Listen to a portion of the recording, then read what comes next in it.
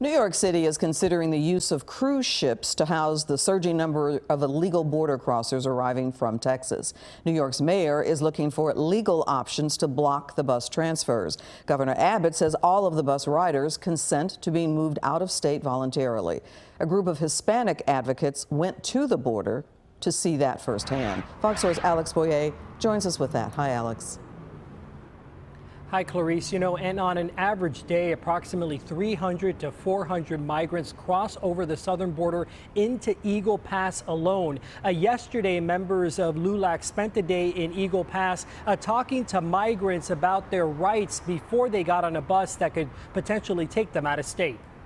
And we are in the loading process. This is a small fraction of the hundreds of migrants waiting in Eagle Pass for a free bus ride out of Texas. About 70% of them have a plan.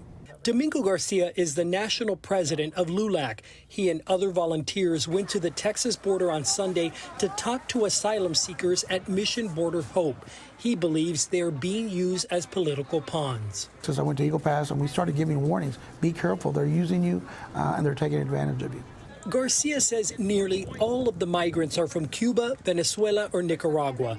The United States has poor diplomatic relations with these countries, which Garcia says prevents them from being deported. It's a humanitarian crisis, and we need to treat these people as human beings. Here's a father with a baby in his arms, and he's just trying to get, I think he was trying to get to Portland, Oregon. On Sunday, 9 buses from Texas arrived in New York, the most in a single day. Mayor Eric Adams says the city is struggling to house the 11,000 migrants Abbott has sent to the city since May.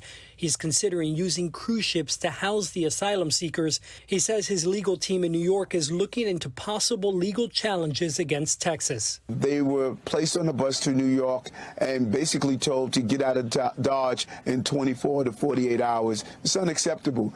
Domingo Garcia says part of the reason LULAC was in Eagle Pass Sunday was to inform migrants of their civil rights and protections against boarding buses under false and misleading inducements of non-existent jobs and help in distant locations. Love thy neighbor is not being followed by Governor Abbott.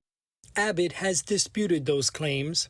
I can tell you for an absolute fact that everybody that Texas has moved, they signed an authorization to go to the destination that we drove them to. And so there's been 0 people that Texas has misled.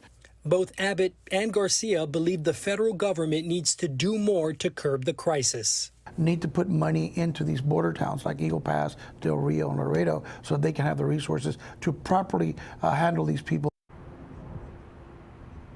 And Garcia says about 70% of the migrants that he spoke to yesterday have some sort of family in the U.S. He says the problem with the way the busing is happening is that many of these migrants are being taken to cities where they have no family or friends to connect with.